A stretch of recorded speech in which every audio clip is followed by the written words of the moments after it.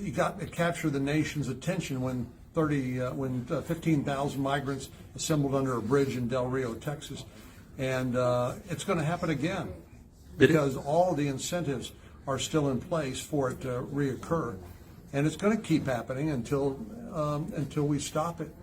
We've talked a little bit about some of the legislation I think that will help, but the fact of the matter is, until you change the consequences associated with illegal immigration, people will continue to come. And right now, the Biden administration is doing next to nothing. They're making it worse, actually.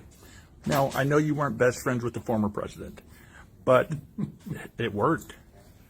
Well, I think the message was under the previous administration that we were going to enforce our laws, and that whether it's building the infrastructure, the wall, the fencing, that's a part of it, but it's also technology, it's also boots on the ground, it's support for the men and women of the Border Patrol and Customs and Border Protection. And right now, the Biden administration does not have their back, and so unfortunately, that's demoralizing for them. They see what's happening. They're basically given an impossible job to do, and they're looking for some help. And so I think it's a completely different attitude under the previous administration. We tried to pass some of these some laws dealing with the asylum issue under the previous administration, but we couldn't get any support at all from our Democratic colleagues. I think they think this is somehow a winning issue for them politically. I think it's a loser.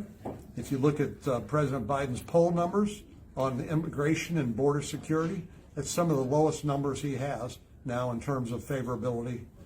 He's upside down big time. And so my hope would be they, in their own self-political interest, would say, we got to do something different. And if they do, then I'll be there waiting to work with them. Okay, so I was here, you were at ground zero. I mean this question the most respectful since possible. But people here, there are a lot of people frightened. What is your message to them? Is there hope for them? I mean, well, I wouldn't be here if there wasn't a concern about this, and it's a great privilege to represent 29 million Texans, including the folks in this part of the state and along the border. And I want them to know that I'm on their side and that I'm listening to them about what their problems are, what their challenges are, and trying to translate that into policies in Washington, D.C. that will help them.